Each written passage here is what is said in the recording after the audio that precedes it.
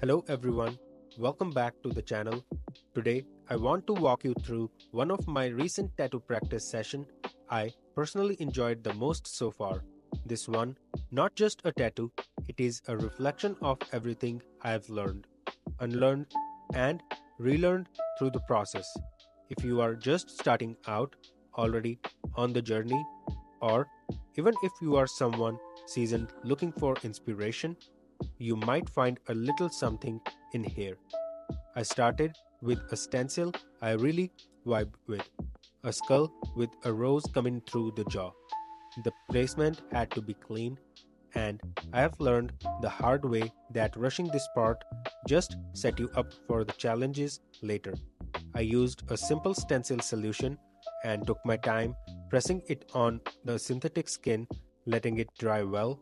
The patience here is everything. Once the stencil was set, I prepped my machine and started with lining. I still remember my first few tattoos where the lines were either too shaky or too deep, but over time and with some really honest feedback from you guys, I found what works best for me. Some artists pull fast lines, others go slow and deliberate. There is no rule. I try to stay steady and let the machine do the work without forcing the needle.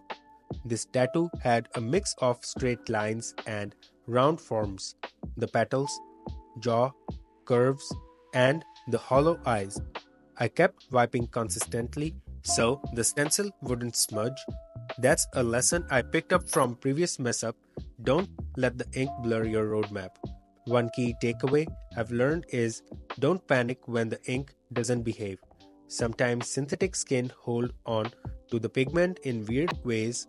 I've just adjusted grip, depth, and even how I stretch the skin just through the trial and error.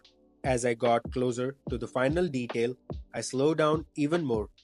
The rose teeth connection was tricky. It needed balance between boldness and subtlety. This part reminded me that tattooing isn't just about technique, it is about emotion too. You are expressing something, even if it is a skull, it carries energy, style, and your own signature. Once I finished, I cleaned it with a green soap and Vaseline and took a moment to just look at it.